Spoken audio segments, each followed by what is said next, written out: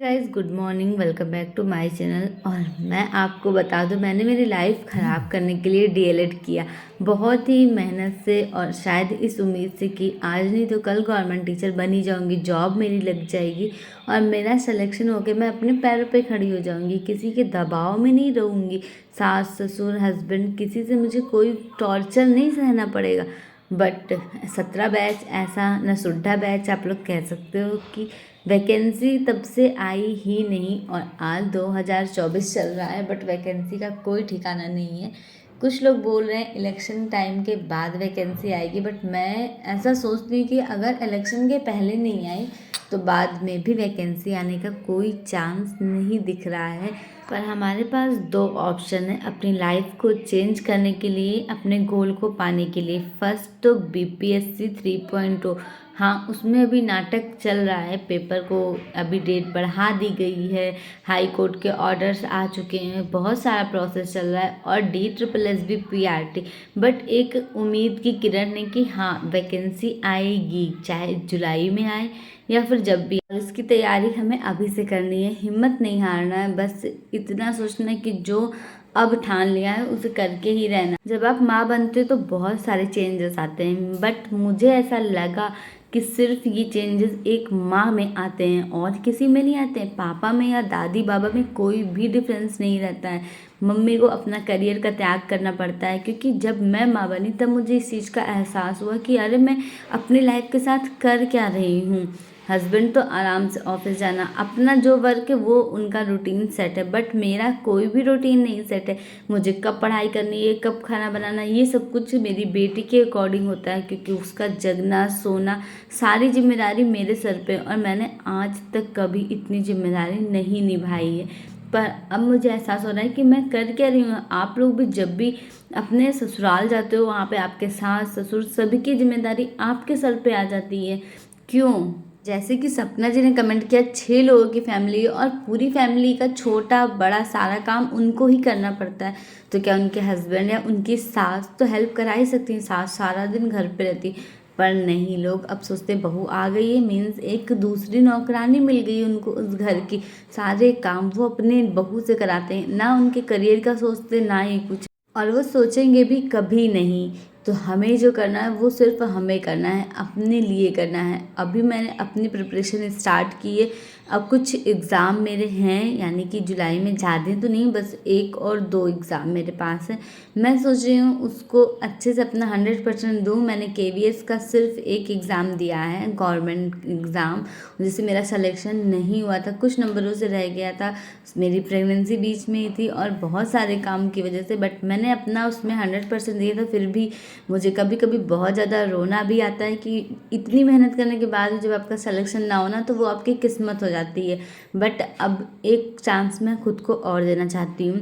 बेटी हो के बाद भी मैं मेहनत करना चाहती हूँ। 8 घंटे नहीं पढ़ सकती मुझे पता है, पर 1 या 2 घंटे पूरे दिन में पढ़ सकती हूँ मैं, मतलब अपनी कोशिश तो कर सकती हूँ।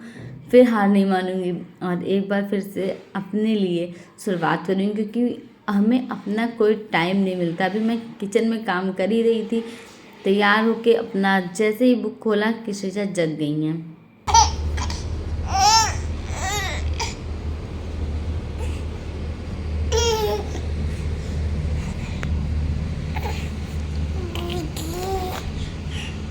सर नहीं बाबू, तुरंत उठ गई, आधे घंटे भी हुए होंगे।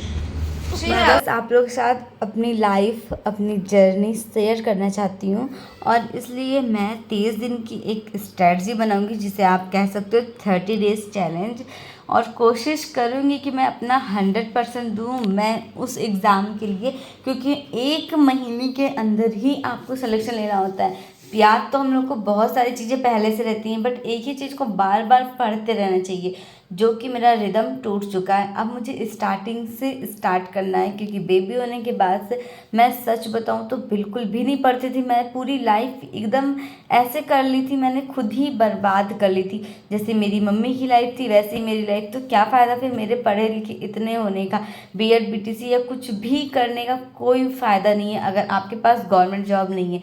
आपको ससुराल या बाहर सोसाइटी कहीं पे भी कोई रिस्पेक्ट नहीं मिलेगी। अगर आपके पास जॉब नहीं है तो और ये सारी चीज़ें मुझे पता थी, फिर भी एक माहौल ऐसा होता है ना कि आप उसमें ढलते जाते हो।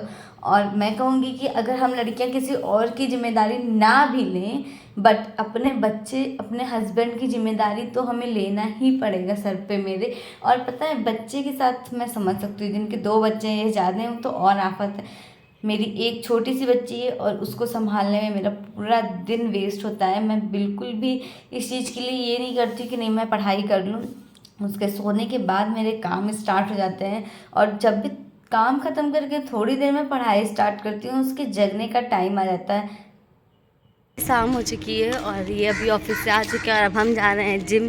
देखते हैं क्या माहौल है, अगर सही रहा तो मैं रोज़ आऊँगी, वरना फिर वापस चल के पता लगेगा, क्योंकि अभी भी मेरा टमी ख़त्म नहीं हुआ और मेरे पास योगा एक्सरसाइज करने का टाइम तो नहीं है, बट जिम ज्वाइन करने का ज़रूर है। और मैंने इतना सारा तेल लगा लिया बालों में, क्योंकि बहुत ज़्यादा खींच के दर्द करा रही थी ये। तो अभी मैं बस भाग रही हूँ, जल्दी जल्दी पहुँचते हैं जिम में। बहुत ज़्यादा मैं कहीं ना कहीं अपनी जिम्मेदारियों में खुद को ही भूल गई थी। फिर मैंने सोचा कि चलो एक दिन के लिए ही सही, बट जिम जाती हूँ। ये हमारे इनकम टैक्स कॉलोनी के अंदर का एक जिम है। बाहर का होता तो शायद हस्बैंड कभी अलाउ ही ना करते मुझे जाने के लिए, क्योंकि मैं गवर्नमेंट जॉब में नहीं हूँ, प्राइवेट वो करने नहीं देंगे। मेरी लाइफ में सिर्फ चूल्हा चौका बर्तन झाड़ू पोछा इतना ही रह जाएगा। तो इनकम टैक्स कॉलोनी के अंदर ही था। मैंने कहा चलो कॉलोनी के अंदर ही है, प्लीज़ मुझे लेके चलिए। मैं खुद भी नहीं जा सकती थी वहाँ अकेले, क्योंकि फ़र्स्ट टाइम था यहाँ पे कि चलो जाते हैं देखते हैं क्या होता है। बट अब मैं ट्राई करूँगी खुद के लिए जीना। यार मैं अपनी लाइफ भूल गई थी, और ये सिर्फ मैं अपने लिए नहीं कह रही हूँ, आप लोगों के लिए भी कह रही हूँ, क्योंकि आप लोग भी, लड़कियां खास तौर से जब जिम्मेदारी सर पे आती है ना शादी के बाद, सब कुछ भूल जाती हैं। खुद के खाने पीने हंसने का टाइम नहीं रहता। और फिर एक क्वेश्चन आता है कि तुमने सारा दिन करा क्या? मैं तो ऑफिस था। तो अभी वो नीचे टहल रही है, सोई भी नहीं लड़की, इतना परेशान करती है। मतलब रात में जगना दिन में सोना, उसका तो यही चलता रहता है। बट अभी तो पता नहीं, उसका कोई टाइम ही नहीं सोने जगने का। और मैंने बाल अक्सर यहाँ पे जूड़ा बना के रखती हूँ, रात में तो और ही, जब भी उसकी थोड़ी देर के लिए, अगर 2 सेकंड के लिए भी नींद खुलती है तो सीधा अटैक करेगी, मेरे बाल उसको चाहिए।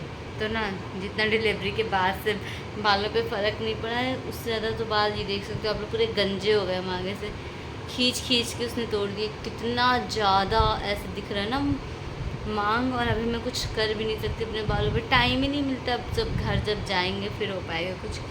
और अब मेरा मन कर रहा है घर जाने का। देखिए मैं कब जा रही हूँ, लोग देख सकते हो। सृजा सो गई है, हे भगवान। अभी टाइम हो रहा है 12:30। अभी मैंने सोचा था कि चलो ठीक है थोड़ा स्टडी करते हैं स्टार्ट, बट नहीं हो पाता बच्चे के साथ। फिर भी हम लोग को हार नहीं माननी है। मेरे पास तो केवल सृजा है, बट मैं समझ सकती हूँ आप लोगों के पास सास ससुर होंगे। और फिर थक हार के मैं बैठी थी कॉपी किताब खोल के पढ़ने के लिए।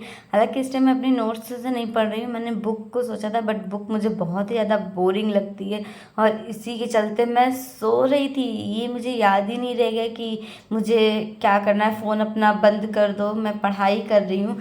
इतना नींद में थी कि मैंने ध्यान ही नहीं दिया फ़ोन की तरफ, और ये सीन रिकॉर्ड हो गया। पर इस टाइम पे मेरे दिमाग में सिर्फ यही था कि नहीं, मुझे अपना पॉजिटिविटी बनाए रखना है और बस पढ़ाई करनी है। और मैं शायद इतना ज़्यादा थक चुकी थी कि मेरी आँख ही नहीं खुल रही थी काम करते हुए, सृजा के पीछे दौड़ते हुए। अब वो थोड़ा थोड़ा चलना स्टार्ट कर दिए, तो अब कभी कोई चीज़ छूना, कभी कोई चीज़ छूना। 1 मिनट के लिए मैं अपनी नज़र उससे नहीं हटाती हूँ, क्योंकि फिर कांड हो जाएगा। फिर यही क्वेश्चन आएगा, घर में थी, कर क्या रही थी तुम, जो बच्चे के साथ ये हो गया वो हो गया।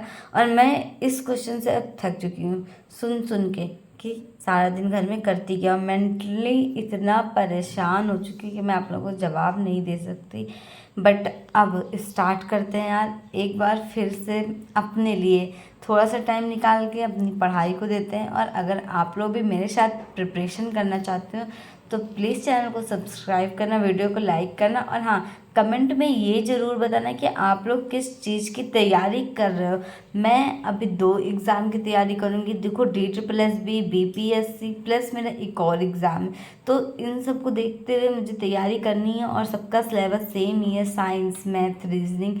तो अपना वो तो स्टडी करनी ही करनी है। आपको एक नॉर्मल सा एग्जांपल देती हूँ। जब मेरी बच्ची हुई थी, बहुत ही छोटी थी, तो मेरे हस्बैंड ने साफ साफ बोल दिया था कि मुझे बच्चों से डर लगता है, मैं उन्हें गोदी ले नहीं सकता, मेरे हाथ कांपते हैं एंड ऑल। तो ठीक है, उन्हें डर लगता है, बट मेरे साथ भी तो ये मेरा फर्स्ट एक्सपीरियंस था। मुझे क्या डर नहीं लगता छोटे बच्चे को छूने में। बट नहीं, मैं लड़की हूँ, मैं माँ हूँ, सारी जिम्मेदारी मेरी। ऐसा क्यों होता है? सिर्फ हर चीज़ की जिम्मेदारी एक लड़की को ही निभानी पड़ती है।